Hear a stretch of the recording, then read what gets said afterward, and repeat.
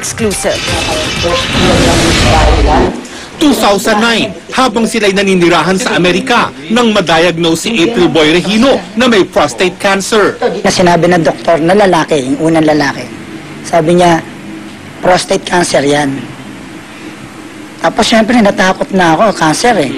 Sabi ko, paano kaya yun? Nayanig ang pamilya ni April Boy sa dumapong karamdaman sa singer. Mami ko, kapatid ko, umiyak kami dahil nga si daddy hindi naman namin expected na magkakaroon ng prostate cancer. So, pagkatapos po, lagi po nalulungkot, tas dasal ng dasal para lang kung ano man ng sana bigyan ng miracle ni God na gumaling si dad. Parang ano na ako nun, hindi na ako makakain. Talagang iniisip ko, parang torture sa'yo eh, di ba? Siguro sabi ko hanggang ilang taon na lang, hanggang 50, hanggang doon lang buhay ko, mamamatay na ako. Alam ni April Boy ang pangarap ni JC na maging singer, kaya kahit may sakit, nagdesisyon siyang umuwi sa Pilipinas noong nakaraang taon. Gumawa ng album sina April at JC na walang nakakaalam ng karamdaman ni April Boy. Sa pangarap niya maging singer, di ba? Sabi ko, sige, bago ko mamatay, palagay ko, uwi muna tayo sa Pilipinas. Tapos, para matupad yung pangarap mo maging singer ka.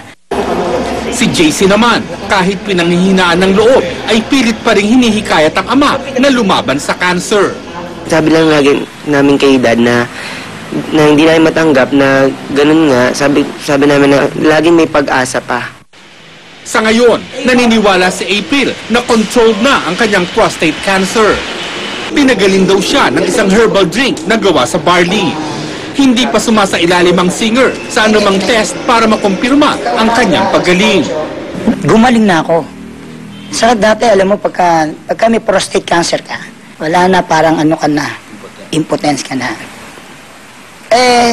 Ngayon, okay na naman. Bumabawi raw ngayon si April sa pagkain at hindi tumitigil sa pag-inom ng kanyang food supplement bilang patuloy na paglaban niya sa cancer.